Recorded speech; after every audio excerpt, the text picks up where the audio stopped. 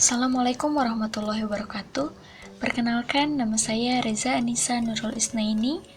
Saya akan menyampaikan materi Akidah Akhlak kelas 7 Sanawiyah semester 1, yaitu mengenai materi taubat, taat, istiqomah, dan ikhlas. Dapat teman-teman lihat, ini adalah contoh dari gambar-gambar yang akan kita bahas pada materi kali ini. Langsung saja kepada materi yang pertama mengenai taubat.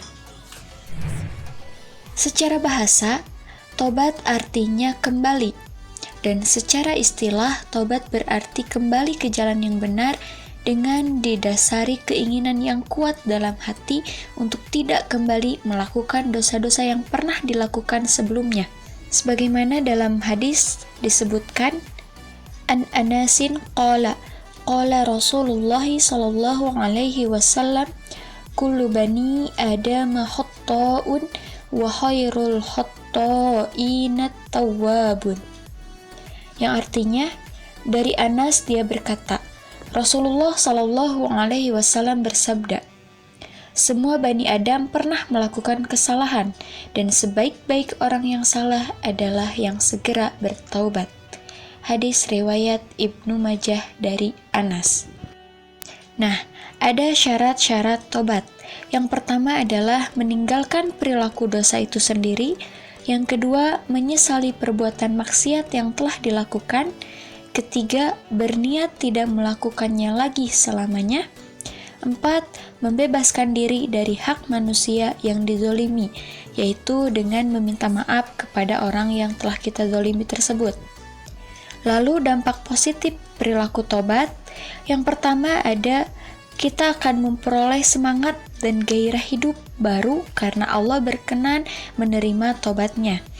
Yang kedua, dapat memperoleh kembali jalan yang benar, yaitu Islam, setelah menempuh jalan yang sesat karena perbuatan dosanya. Dan yang ketiga adalah memperoleh simpati masyarakat lagi. Nah, sudah jelas bahwa Allah itu Maha Pengampun, maka sudah seharusnya kita menyegerakan diri untuk bertobat kepada Allah dengan taubatan nasuha atau tobat yang sebenar-benarnya. Materi selanjutnya yaitu mengenai taat. Taat ini sendiri menurut bahasa berarti tunduk, patuh, dan setia.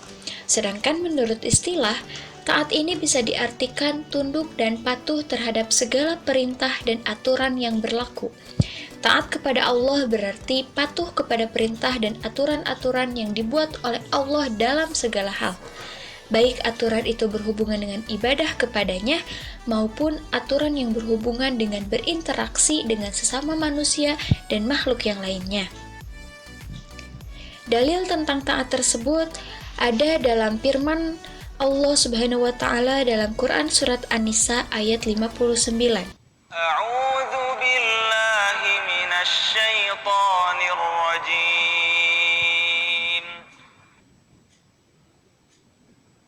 Ya ayyuhalladzina amanu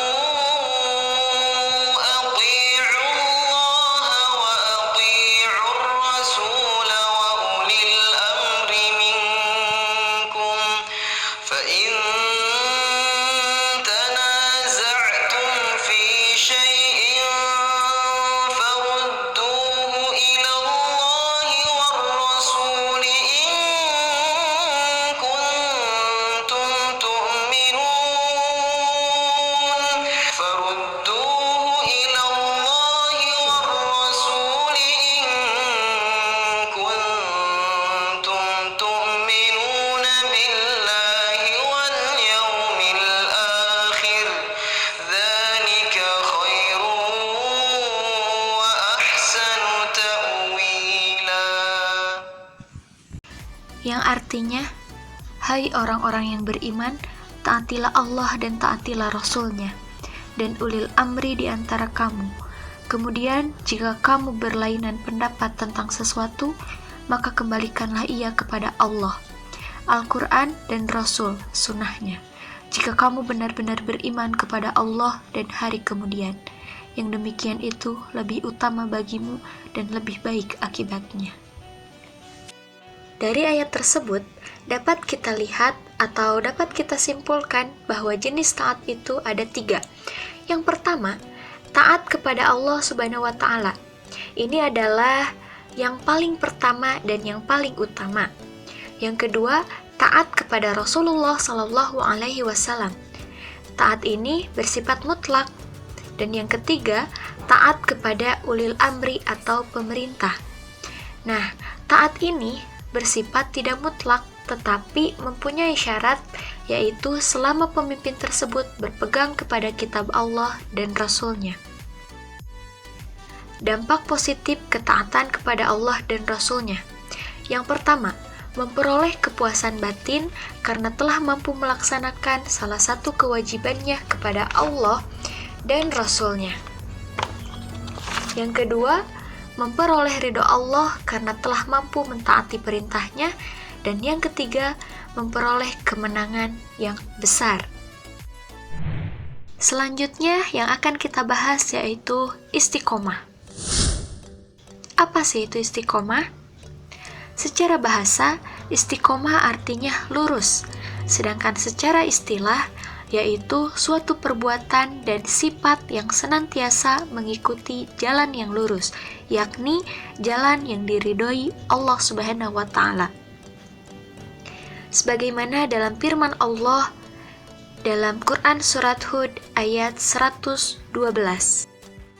فاستقم كما أمرت ومن تاب معك ولا تطغوا إنه بما تعملون بصير. Yang artinya, maka tetaplah engkau Muhammad di jalan yang benar, sebagaimana telah diperintahkan kepadamu dan juga orang yang bertobat bersamamu. Dan janganlah kamu melampaui batas. Sungguh Dia Maha melihat apa yang kamu kerjakan. Senantiasa istiqomah dalam beribadah memang tidak semudah yang dibayangkan. Tapi, seorang muslim yang baik adalah mereka yang selalu berusaha untuk istiqomah dan berada dalam jalan yang benar.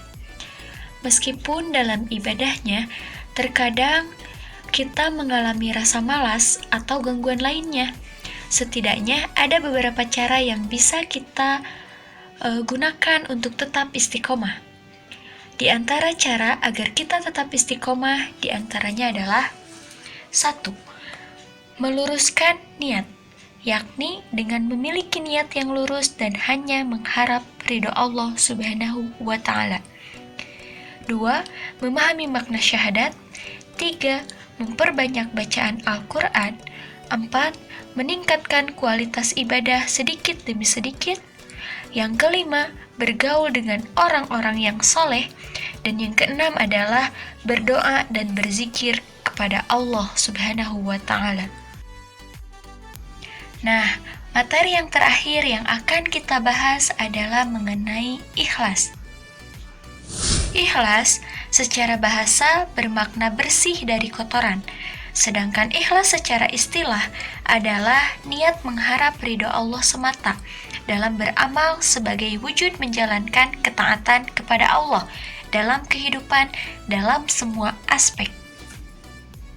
Sebagaimana firman Allah dalam Quran surat Al-An'am ayat 62.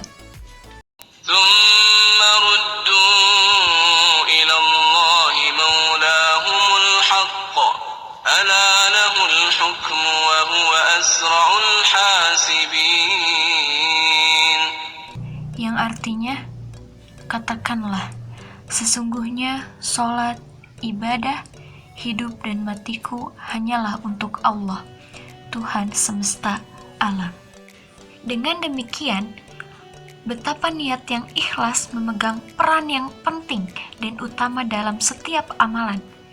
Semoga Allah senantiasa memberi kita kekuatan untuk menjaga keikhlasan dalam berniat, sehingga kita akan termasuk ke dalam golongan mukhlisin.